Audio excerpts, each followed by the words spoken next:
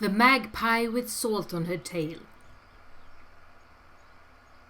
Once there was a boy who was always wishing for things. One time he would wish very hard for a little horse to ride. Another time he would wish for a sled or a boat, or even just a cheap clasp knife. But his father had died, and his mother was a poor woman who made brooms for a living, so none of his wishes ever came true. One day, when he was busy wishing like this, he was given some good advice by a wise old man. The old man told him to go out to the woods, sprinkle a pinch of salt on the tail of a magpie, and then he would get whatever he wished for. But he had to wish quickly, while the salt was still on the bird's tail, or else it would be no use. From that day on, the boy always went out with some salt in his trouser pockets. He would set out early in the morning and came home late at night. And he saw many magpies, but he never could get close to any of them. Then one day he found a magpie that was friendlier than the rest. She let him come so close that he could almost touch her. But then as soon as he stretched out his hand with a pinch of salt, off she flew and sat in the nearest tree laughing at him.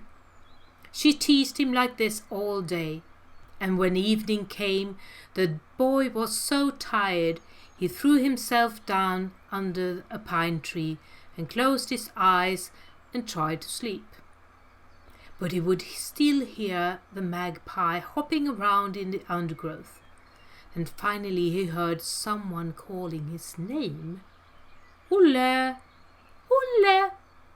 The boy looked up, and he saw that it was the teasing magpie. "What is this?" he exclaimed. "Can you talk?" "Yes. Really, I am an enchanted princess, and you shall indeed have your wish if you will help me. Get me a really fine clasp knife to clean my beak and claws with, and I shall sit so still that you can sprinkle salt on my tail." Well, the boy thought that this was fair, and the next day he went picking berries, which he sold. And this he did until he had earned enough money to go to the city and buy a really fine knife.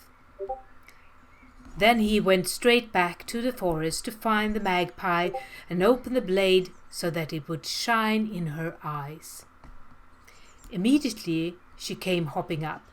She looked at the knife first with one eye and then with another. "Rubbish," the magpie said. "That is no knife for a fine princess like myself. It doesn't even have a gold handle." And she flew up in the trees again.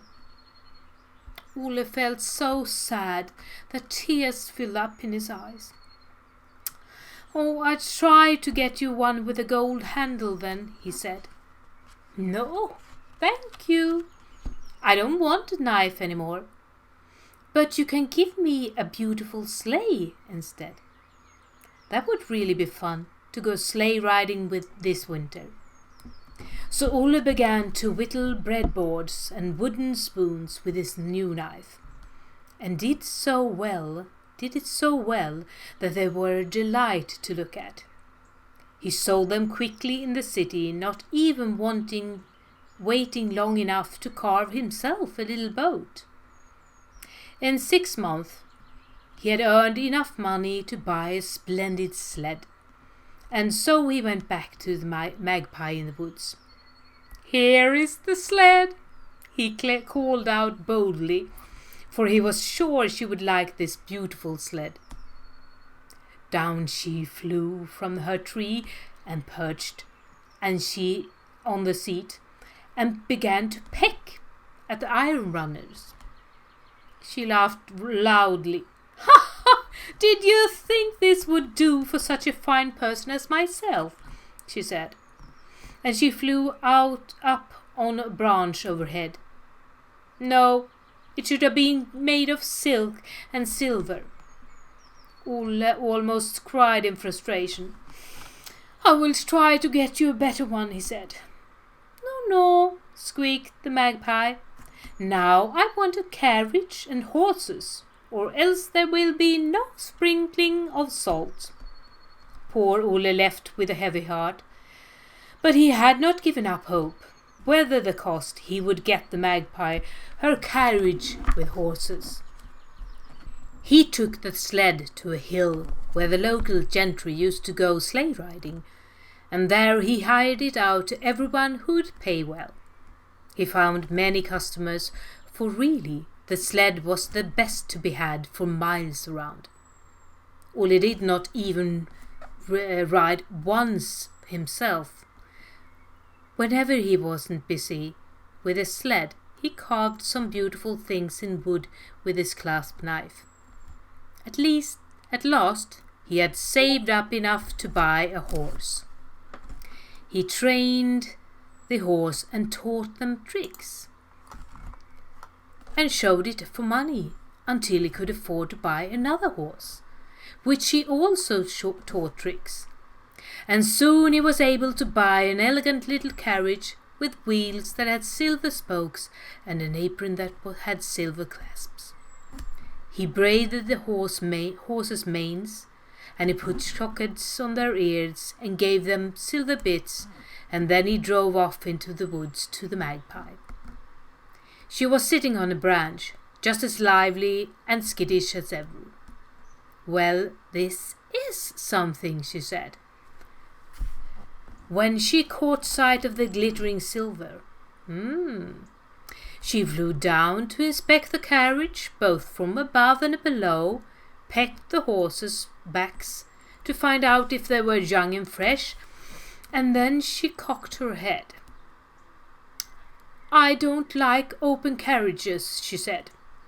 "I prefer to ride in a closed one, and the horses should have been white, not brown."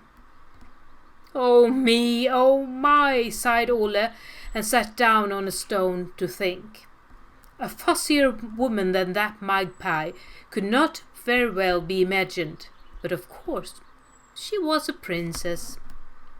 "Well," said the magpie, "I can see you are no judge of horses and carriages, so now, if you want me to help you, you must give me a castle. It must be at the foot of a hill, by a lake, and there must be no fewer than 100 rooms, and a park, and a garden too."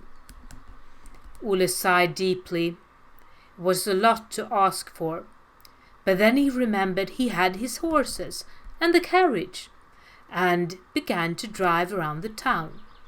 Everyone wanted to hire him out, for even if the magpie had not liked the horse and carriage, certainly it was the finest the townspeople had ever seen.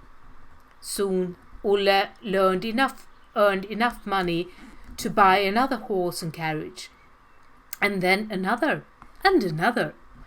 At last Ole had his own stable, and was making money hand over fist. After that, it was not difficult to build the castle, and within a few years it was ready, built of shining white marble, with flags waving from the towers. Ole went out into the woods to fetch the magpie and take her to the castle. She tripped after him, hopping from room to room, looking into the kitchen and the pantry to see that everything was there. When she had seen it all, she perched on the banquet table in the great hall. "Oh well," she said, "it would all be good, but for one thing that I'm missing. That is 3 chests full of gold, without which I cannot maintain my court." "For shame!" cried Ole, who had grown bigger now and was able to speak up. "Otherwise there will be no salt sprinkled on my tail," said the magpie, and she flew out the window and was gone. Ole had already achieved so much that he did not want to stop now. And besides, he had learned how to make money. So he worked hard for 5 more years, until there was 3 enormous chests filled with gold coins on the floor of the banquet hall. She went to the forest to bring the magpie to the castle the second time. As soon as she entered the hall, she flew to the 3 chests, perched on the middle one, and eyed the golden coins. "Yes," she said, "that would do. You may sprinkle some salt on my tail." The solemn moment had arrived at last. With beaming smile, Ole put his hand in his trouser pocket and brought forth a pinch of salt. The magpie sat quite still, and he sprinkled the glittering crystals on her tail feathers. "Well, what is your wish?" asked the magpie. Indeed, what should he wish? Ole had been so busy working that he had completely forgotten what it was he had wanted to wish for. 1, 2, said the magpie. "Oh, just a moment, let me think." But for the life of him, Ole could not think of what he wanted to have. 3, said the magpie, and with a flip of her tail feathers, flew up so suddenly that the salt fell off. Then she sat in the window and laughed at Ole until the hall echoed of her laugh. "You make me so angry," Ole shouted.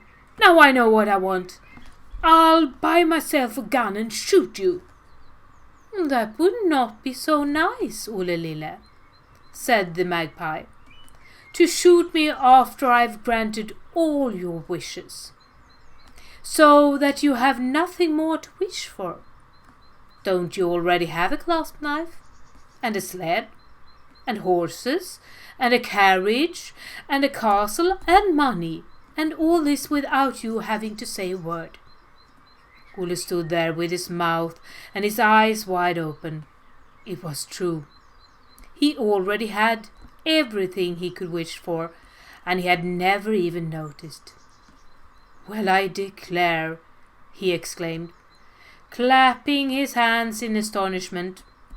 "I worked so hard just to be able to sprinkle salt on your tail feathers, and it was quite unnecessary." "Yes, how do you explain that?" laughed the magpie, louder than ever before, and lifted her wings, and she was gone. But Ole did not bother to try to explain it. He just settled down in his castle, and there he lived all days of his life.